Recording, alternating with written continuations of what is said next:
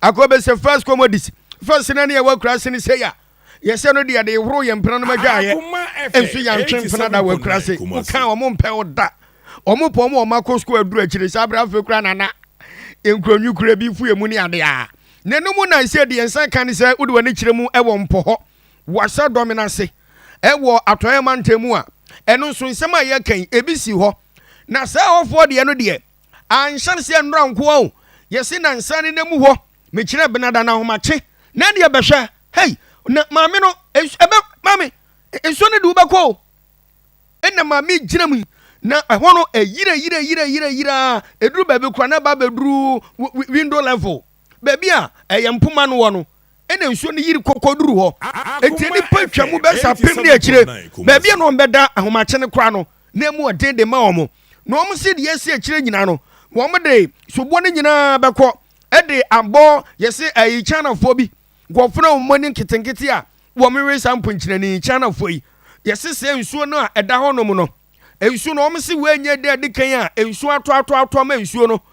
yesi ne buofo a wahema ba soro na mo we ne de asoronko obisi omo wo se ensuo na eda ho no mu no chana fo bi de excavator ba besim enti nsuo no kwan no wo ma si ni nyina endi se nsuo ne to a onya babi mfo ne tirimfa ene ne bu ne befuo na tese wo buafo mantem nyina emakura ya fanse awusi adwo ene nkura ahodo a atwa ho ahia ewo ahanta atoye ewo atoye mantemu wo munyi ne ho nyina atimi akwakwakamu a wo mode aresrede akoma mpanifo se no ma beye ya wo de oba ahwe ama wo hu ekwan na na ma we nyina so ensuo na yire buafo kwan no so kota asphalt na buogum sama wo hwe akwa cracks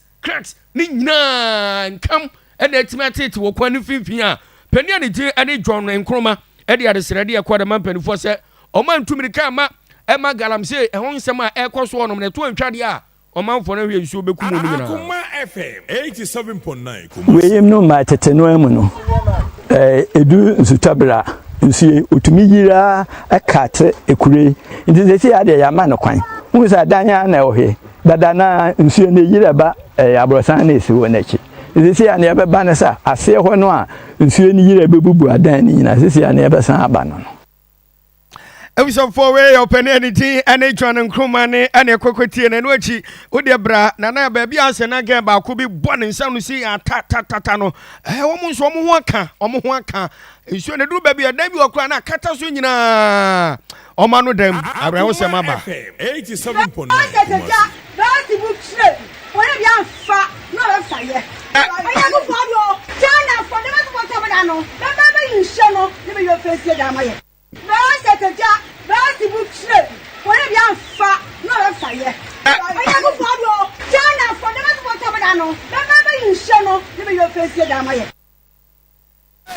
Wọ́n sì ẹ̀yẹ́ bìbíà ní ẹ̀sì adé ṣubú ẹ̀dẹ̀ bọ́ àbáyé no wọ́n ẹ̀yẹ́ kú fọ́ do wọ́n akọ ẹ̀ China fọ́ náà wọ́n mu tu galamsi wọ́n máa ń tẹ́ mọ́ ọ́nà mu no womo ene nam so ma sabre de omo ho atimi akire womo ye free wo ene assemblyman a odua mantemo no mo honorable John Otum edi nkomo bi sense honorable asem se na asie na wo ene assembly na na to ben ena mutu dia fa ho maka na mo 47 years ha na wo ha na matena ba pomene de ma de bi sita nti oba de obodu ya na wasan but ya hwe do ye yi no wa ya na o galamse na wotu no e usojo wotu bi na pama be ni mo wotu bi fitiya dirko ben so no we tu galamse otopo ina wotutu bi nti wa ma nsu no wa kuro first na kan nsu no aso nti se nsu no yira nala okko collect but we tutu galamse ni ma nsu no wa se ekwa na ketekete ono wa ma nsu no wa bu afado a obubu nkofo wadan wa ha no ya galamse na kan nsu no akko collect da ina nsu no otto more than this and da nsu no started otutu to ya be 3 days nsu no on ba ha but galamse na wa ya na we siu